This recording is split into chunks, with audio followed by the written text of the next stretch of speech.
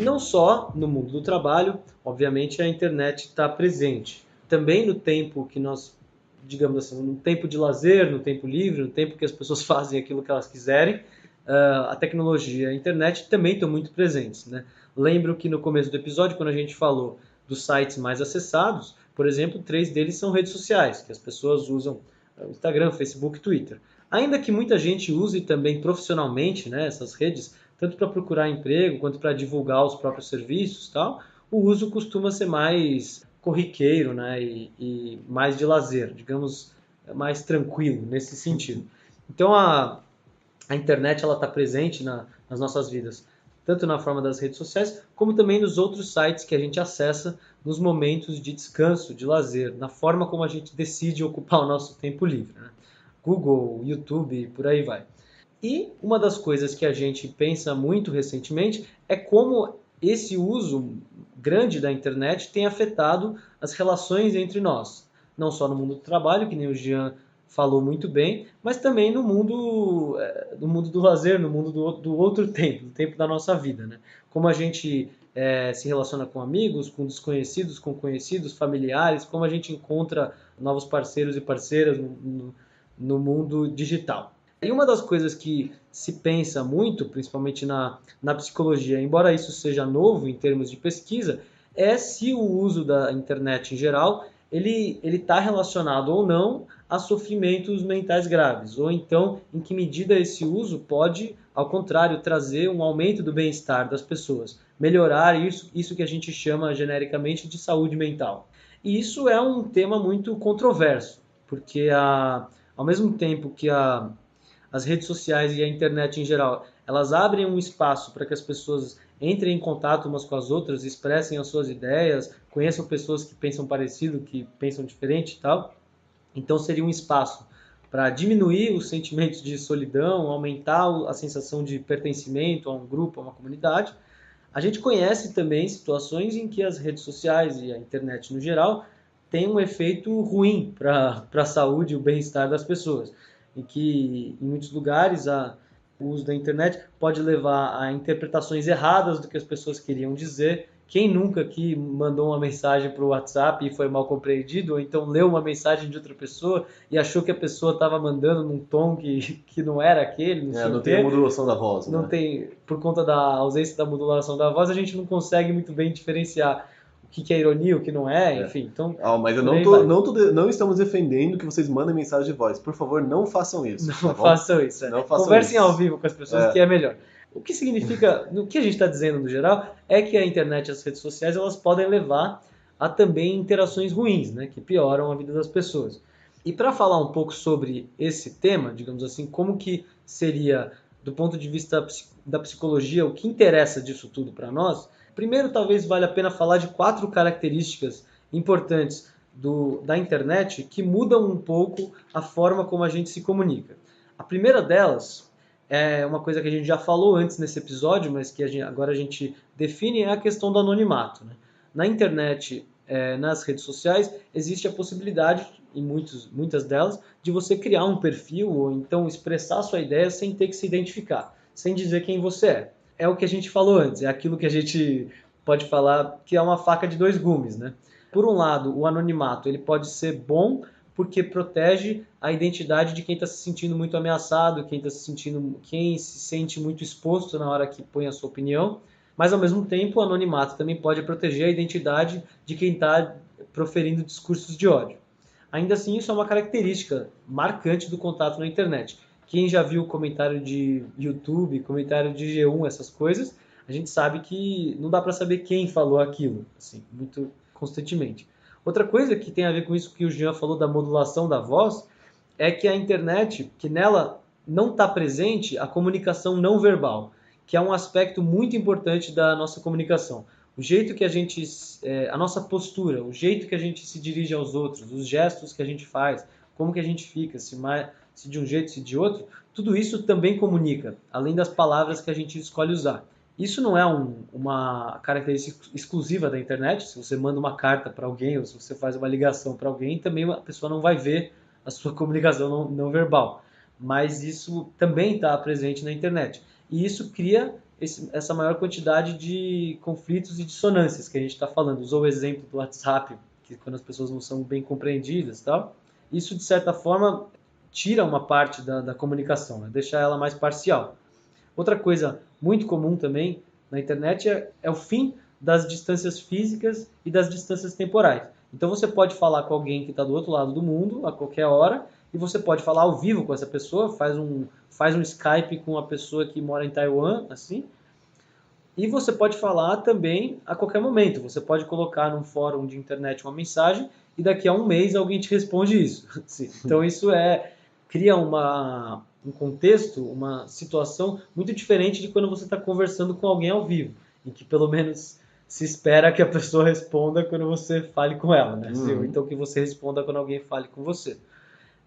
Notem que eu trouxe essas características mais para a gente pensá-las como características, não como defeitos da comunicação na internet. Não é por aí que a gente está falando. Considerando um pouco, então, isso que a gente falou, que são as 4 características, assim, 4, talvez, características importantes da internet, vamos voltar àquela pergunta que eu tinha colocado antes, que é, bem, quais são as expressões, assim, psicológicas da comunicação via internet e redes sociais? Vamos separar as duas coisas, que é como isso aparece nas referências que a gente está usando.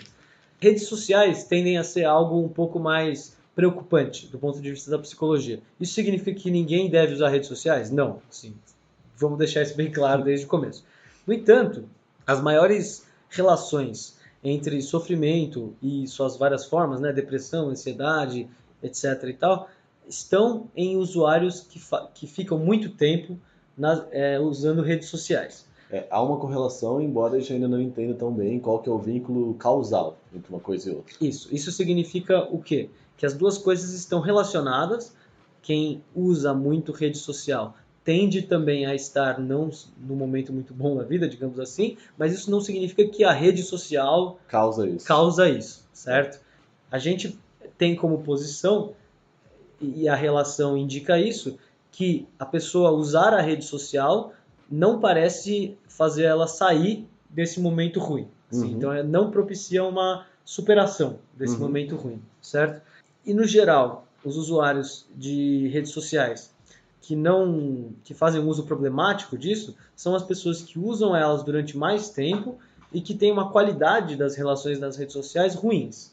Isso significa tanto uma interação negativa, né, situações de violência, briga, acusação, cyberbullying, tem um monte de relações ruins possíveis, quanto também aqueles usuários que, no contexto das redes sociais, se comparam com as outras pessoas e sentem que a sua vida é ruim quando comparada à de outros. Isso é uma coisa que a gente conversa muito no senso comum, né? Acho que é uma coisa que muita gente tem esse insight de que as redes sociais elas criam essa sensação de que todo mundo tem uma vida muito boa e que só tem momentos bons. É muito difícil, é raro encontrar um espaço, usando de exemplo, mas não é exclusivo, um espaço no Facebook em que as pessoas compartilhem momentos ruins da vida delas e que isso cause uma discussão produtiva, né?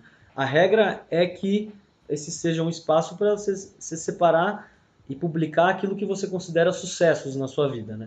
Então, as pessoas que se comparam às outras e se sentem inferiores têm uma autoestima rebaixada, digamos assim, por esse momento. Sim, teve uma pesquisa interessante entre estudantes da rede pública que mostrava que o tempo de uso das redes sociais, aqui é nomeadamente Facebook e Instagram, que foi na pesquisa, estava associado a uma imagem corporal insatisfatória. Assim. Elas tendiam a ter mais insatisfação com a própria imagem corporal, quanto mais usavam essas redes sociais aqui no Brasil, sabe? Isso, que significa que a comparação com os outros pode aumentar essa sensação de que, puxa, eu não tenho um corpo tão bonito, eu não sou, eu não tenho um corpo desejável, né? Ninguém vai gostar de quem eu sou feio, eu sou feia, sei lá. Por outro lado, né, como a gente dizia também das possibilidades, as redes sociais podem aumentar o bem-estar das pessoas porque permitem que elas mantenham contatos, né? Eu mesmo sou um exemplo de familiares e amigos que eu só tenho contato via rede social. Não consigo conversar com essas pessoas por vários motivos, então acaba sendo satisfatório conversar com elas por lá. Então, a possibilidade de você manter contato com outras pessoas por lá parece interessante, né? E também você dividir e discutir com pessoas que pensam de maneira parecida com você e encontrar pessoas na mesma situação. Uma coisa que vale a pena destacar é que muitas pessoas dizem que se sentem bem quando usam redes sociais porque sentem o contrário daquelas lá na comparação. Quando elas se comparam com as outras pessoas na rede social, elas se sentem, sei lá, felizes, bonitas, atraentes, pessoas interessantes, seja lá o que for. E isso faz com que elas se sintam bem. Não posso negar isso e dizer que isso é falso ou coisa desse tipo, porque se as pessoas se sentem bem com isso, a gente tem que valorizar. Mas eu acho que é, no mínimo, problemático quando o nosso sentimento de bem-estar vem porque a gente se sente superior aos outros. É um bem-estar que depende do mal-estar de outra pessoa, nesse sentido. É quase como isso, né? Para eu me sentir melhor que o outro, então o outro tem que ser pior que eu, assim. E eu acho que isso cria um certo circuito de comparações, né? Que vai reforçando uma hierarquia entre as pessoas, né? Embora isso traga bem-estar, e ok, pode ser um bem-estar instável também, né? Bem-estar instável, que expressão estranha. Porque no dia em que essa pessoa se comparar com os outros e se sentir pior, então ela vai se sentir muito mal, né? Sim. Não é muito bem esse bem-estar que a gente procura, né? Mas algo que tem a ver com inclusão, aceitação, respeito mútuo e tal, né? Eu acho, a minha posição é que o uso que se faz da internet e das redes sociais, ele pode gerar efeitos positivos e negativos, dependendo da qualidade da interação. Mas é uma relação complexa em que o design das redes, o design dos sites que são usados, ele pode favorecer mais interações positivas ou mais interações negativas. As redes sociais, em geral, tendem a favorecer interações negativas. Tanto interações mais violentas de discussão de conteúdos, quanto interações que seriam isso que o Lucas falou de uma comparação com outras pessoas, né, interações competitivas, e que existem do lado de fora das redes sociais, mas que são potencializados pelo design dessas redes, assim. Ao mesmo tempo, esse design, eu diria que ele favorece relações cordiais e superficiais ao mesmo tempo. Relações em que a pessoa fala, você tá lindo, não sei o quê, tipo, curte a foto de perfil, assim, mas que elas ficam satisfeitas com esse nível da relação. Então, é algo que a internet e as redes sociais, elas podem aproximar pessoas, mas podem ao mesmo tempo aproximar as pessoas de um jeito afastado. Assim, podem aproximar as pessoas de um jeito superficial. Isso é uma coisa interessante que aparece nas pesquisas que a gente usou para falar aqui. É um dado legal, tem a ver com isso que você falou, que em geral, as pessoas se sentem melhor, fazem um uso mais positivo das redes sociais quando elas já conhecem ou já conheciam antes as pessoas com quem elas se relacionam lá. Assim, nesse sentido de que, eu tenho o Gian no Facebook, mas a gente se vê na vida real e já se conhecia antes disso. Então, a relação via rede social acaba sendo só uma extensão da relação que já existe na vida real. Quando ela devia ser, né? O que devia ser. A gente vai falar um pouco mais disso no final. Mas isso, digamos, acaba sendo uma potencialização. Assim como são com os familiares. Você já conhece o seu tio que mora longe. E aí você conversa com ele via rede social.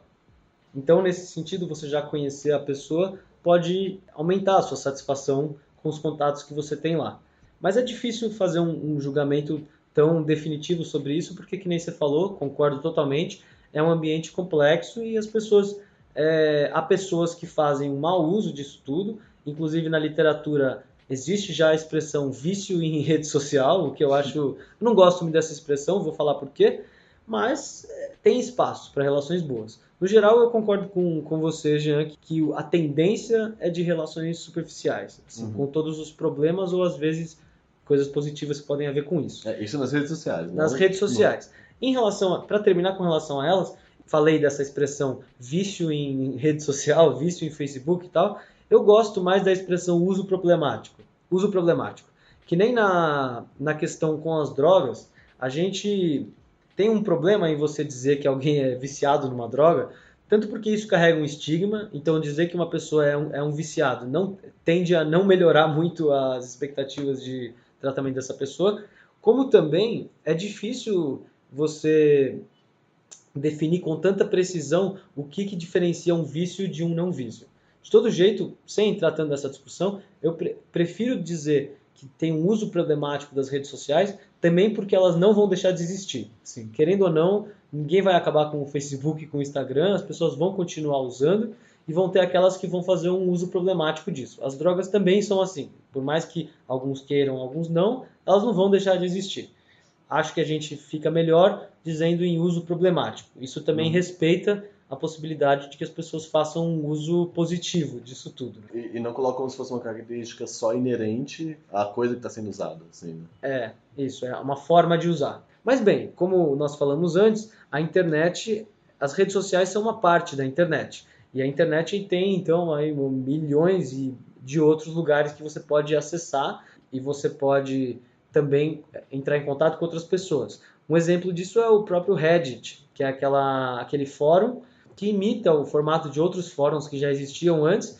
E nas pesquisas em geral, esses fóruns em que as pessoas têm um pouco mais de complexidade nas trocas e tal, eles conseguem trazer efeitos positivos bem interessantes, assim, em que as pessoas se abrem mais e conseguem se permitir estar mais vulneráveis lá. Assim, e tem uma divulgação de informações também, né? Mas... E tem um outro lado importante também no uso da internet, que é a própria questão do acesso à informação. Você pode aprender muito se você souber pesquisar direito na internet. Assim como você pode encontrar muita coisa ruim e tal.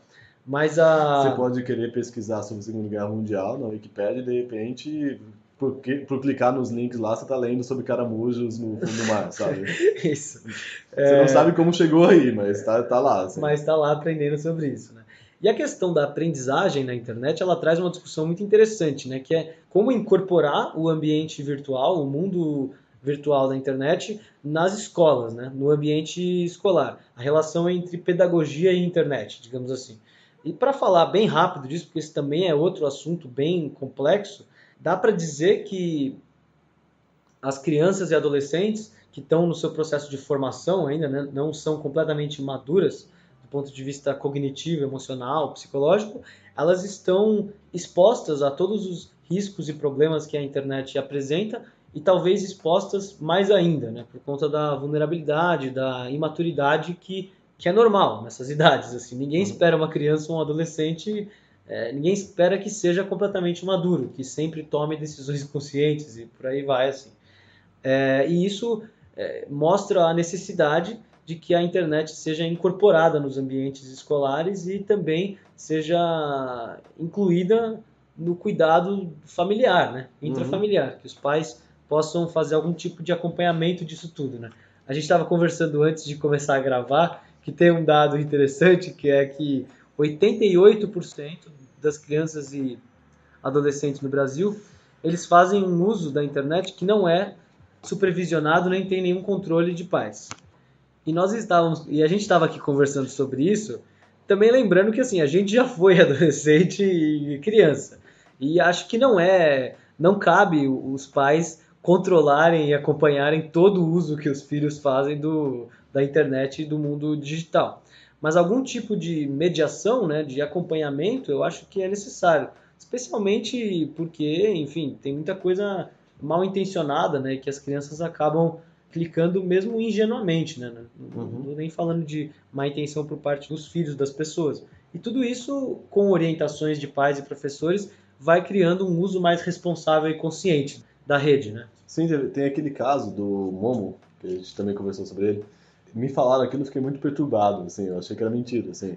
Mas esse vídeo do YouTube Kids que tinha a Momo, né, aquela boneca japonesa, aparecia no meio do vídeo, não no começo nem no final, assim, era bem no meio do vídeo, algo infiltrado mesmo, orientando a criança que tá vendo a matar os pais e se matar, né, algo, tipo, foi muito perturbador isso. Tinha sido uma mensagem que passou sem querer pelo filtro, né, do YouTube Kids, e que, bom, obviamente isso não é positivo, né, de que o filho de ninguém esteja assistindo a isso, assim. Então, mesmo o YouTube Kids, que teria teoricamente esse filtro, né, porque deixasse os pais um pouco mais tranquilos, não necessariamente consegue filtrar tudo, né? Sim. Eu acho que nesse caso, tipo, dependendo da idade, realmente não dá para confiar só no filtro, assim, não dá para... É interessante que esses vídeos sejam algo que o pai veja junto com o filho, dependendo da idade, assim, né? Seja uma parte da relação mesmo, assim. Isso, uma parte da relação. E que vocês possam conversar sobre isso também, né? Isso vira material para interação entre pais e filhos. Para não passar sobre esse tema sem falar disso, a gente tem que falar também da questão do que ficou conhecido como exclusão digital. né? A gente falou no começo que 70% das pessoas no Brasil usam a internet. Isso significa que 30%, 3 a cada 10 pessoas no Brasil não usam a internet, não têm acesso a isso. Como que ficam essas pessoas? Elas ficam fora, assim, ficam excluídas mesmo da coisa, né? Tem vários processos, tem coisas que as pessoas não ficam de fora só no âmbito cultural, assim, de uma conversa, não é só um problema cultural afetivo. Não assim. é só que elas não têm Netflix, né? Não é só isso, assim. As pessoas não têm acesso a coisas do cotidiano, coisas necessárias, assim.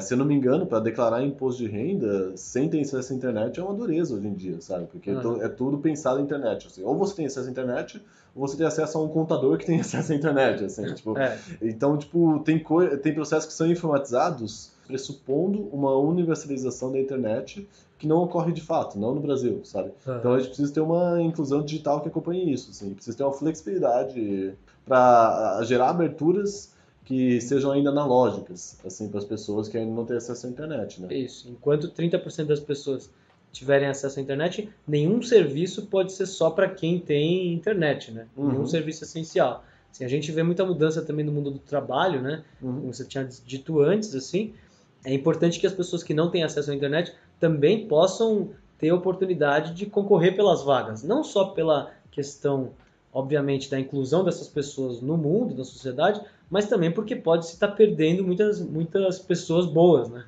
Com capacidade, assim, que só não têm acesso à internet. Isso acaba sendo, como nós falamos no começo, também um tema que carrega a própria desigualdade social como um problema do nosso país especificamente. A internet ela ainda é também um objeto de consumo. Assim, o computador ele é um objeto de consumo. Então a sua capacidade de consumir determina a possibilidade de usar ou não isso. Exatamente. Você tem esse problema também que é o da inclusão digital, né? Nós falamos dos efeitos de estar na internet, né? De usar as redes sociais, de acessar o YouTube, de pesquisar no Google, etc. Mas também é importante, falando sobre isso, pensar nas pessoas que não têm acesso a isso e como muita coisa é feita aí, elas ficam de fora. Né? Quem, por exemplo, não tem acesso ao SoundCloud, já não consegue escutar a gente, cara. Não, mas as pessoas podem ter acesso ao Castbox, ao YouTube, ao Spotify. A gente está ampliando cada vez mais. Lembrando... Mas tudo isso é internet, velho. Sim, é verdade. Bem, a pessoa pode mandar uma carta pra gente, a gente manda uma gravação pra ela. Assim, a gente manda uma fita cassete. Isso, fita cassete. Quem tiver interesse é só mandar. Quem tiver interesse e estiver ouvindo a gente na internet, é só mandar. Realmente não tem como sair da internet nesse caso. Enfim, brincadeiras à parte, tudo isso para exemplificar como também a gente precisa cuidar das pessoas que ainda não têm essa oportunidade, né? E que todo mundo possa escolher usar ou não a internet, né? Tem essa opção. E que a gente passe a ver cada vez mais, como sociedade, a internet como um direito e não como um objeto de consumo. Tem que ser, precisa de uma política também estatal que promova a inclusão digital e o acesso à internet para toda a população, porque isso se tornou uma coisa estruturadora na nossa sociedade. Assim, as pessoas não podem estar excluídas desse processo. Isso é muito importante.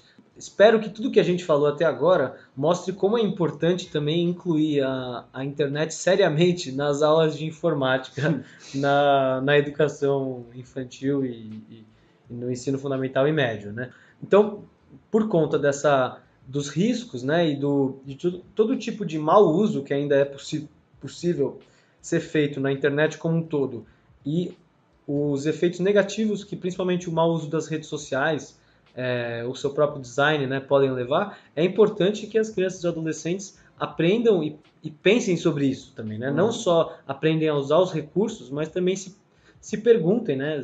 Tenham a oportunidade de refletir. Isso é positivo para mim? Isso está me fazendo bem? Como eu estou usando isso, sabe? Se eu estou mal, isso está me ajudando a superar a minha depressão? Isso está me deixando menos ansioso? Se as pessoas conseguem se apropriar mais, né, dos recursos tecnológicos que a internet e todas as outras coisas oferecem, elas conseguem também fazer o que a gente chama mais de uso consciente, né? Um uso responsável desses espaços. Né? Pensar, né, o que a gente está fazendo lá, assim. Isso, não é pensar a todo momento, né? Mas é poder parar para refletir, né? Se o que você está fazendo te causa bem, se propagar, se está causando bem aos outros também, né? Os comentários feitos e por aí vai.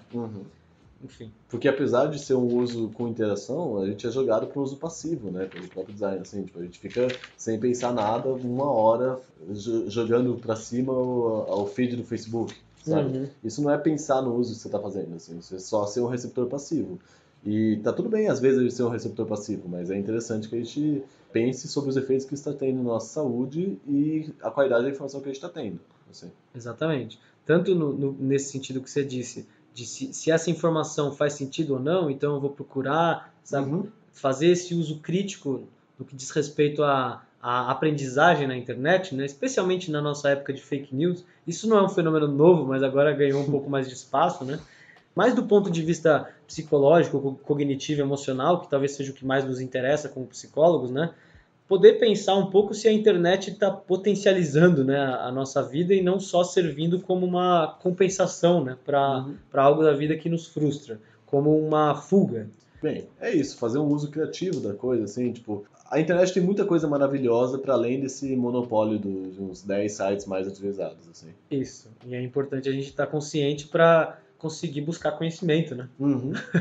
Como diria o nosso querido ET Bilu. Como diria o nosso inspirador, a nossa musa inspiradora, o ET Bilu. Mas falando sério agora, a minha posição sobre isso é exatamente essa. Eu acho que a internet, Uhum. que nem você falou, ela tem muitos recursos, a gente conhece muitas iniciativas e sites muito legais que podem potencializar as relações, né, e as capacidades da nossa vida real, né? Não Sim. nos tirar dela, né? Nos fazer esquecer da vida real. A gente tem que... a vida real é a base, né? Aham. Enfim. A gente acabou juntando a parte dos efeitos psicológicos com essa reflexão sobre o que seria o uso consciente da internet, mas eu achei que ficou bom, assim. Sim, sim. Sei lá. Bem, o programa já tá ficando razoavelmente longo, eu tô ficando com fome. Aham. E, bem, a gente não quer só comida, a gente também quer cultura, né? Olha só que Que chamadinha aí passagem, hein? para as dicas culturais. Exatamente. Então tá bom, vamos lá, vamos falar de cultura. Dicas culturais.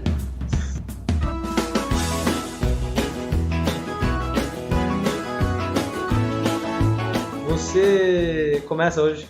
Tá bom. Eu tinha pensado em algumas dicas, mas eu vou dar só uma, que eu acho que ela entra mais de acordo com, talvez, a nossa conversa inicial com relação aos efeitos políticos, né? Uhum.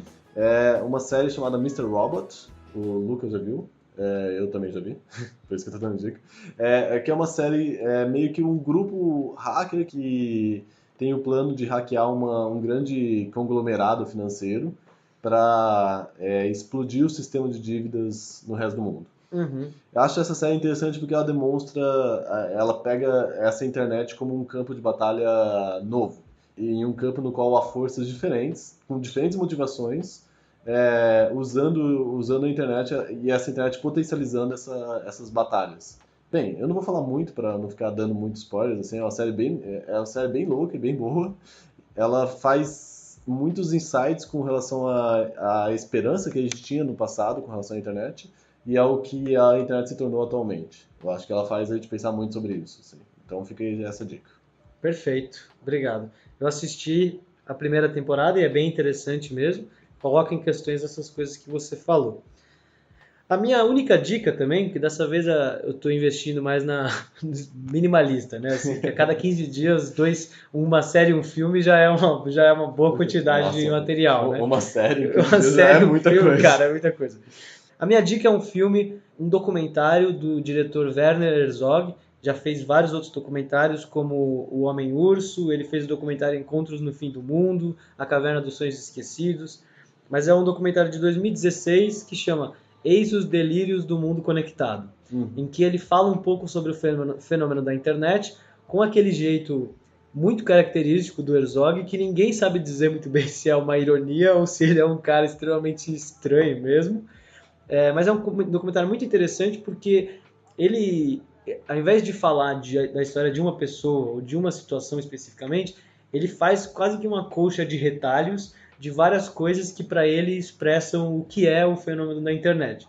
Desde uma pessoa que diz que tem uma doença em que ela se sente, como se chama isso? Ela sente que a vida dela é impossível ser vivida perto de qualquer celular ligado, então ela mora ela mora numa cidade que não tem sinal de internet nem energia elétrica, assim, até um centro de reabilitação para crianças supostamente viciadas em internet. Então ele passa por várias coisas assim, é muito interessante. Aliás, só de passagem, eu queria deixar um abraço para o Augusto, que é um ouvinte assíduo do nosso programa, com quem eu sempre converso sobre o Herzog e ele sempre manda uns vídeos excelentes para mim do Herzog. Então, Augusto, um abraço aí. Grande Augusto, abração aí. Ele que é o nosso matemático ou estatístico? Ele é formato em matemática aplicada, né? Então, o nosso matemático aplicado que escuta o nosso programa. Um abração. E hoje tá trabalhando com essas coisas aí, de internet, algoritmo aí. Tá vendo? Bicho doido aí. Seu traidor. Enfim, então fica de dica, muito legal o documentário, tá bom? Jean, você tá satisfeito com o programa? Eu tô mais satisfeito do que normal até. Legal, eu gostei bastante também. Sim. Acho que a gente conseguiu apresentar um panorama bem grande, assim, sem ser muito. Sem se ater ao senso comum, né? Sem dizer que uma coisa necessariamente faz mal, faz bem e tal. Acho que isso foi o mais importante. Desculpa aí o tamanho do programa. É um tema amplo, a gente tá deixando deliberadamente algumas coisas que a gente pesquisou de fora, porque não dá tempo de falar sobre tudo, e a gente pode voltar nisso um outro dia. Com certeza. Mas eu acho que as desculpas não vão ser necessárias, porque a essa altura o ouvinte já vai estar querendo mais. Entendeu? Sempre quer mais, né? Sempre quer mais. E quem quer mais pode seguir a gente no Twitter. Não foi intencional, isso aí ficou ótimo essa passagem. Vamos lá. Quem quer mais faz o quê? Segue a gente no Quem Twitter. quer mais, Jean? Segue a gente no Twitter, pode escutar os nossos outros episódios também. Se quiser, pode mandar e-mail pra gente que a gente vai responder, tá bom? E divulga o programa para quem vocês acham que vai gostar, mostra para familiares, amigos, aproveitem as redes sociais para fazer isso, né?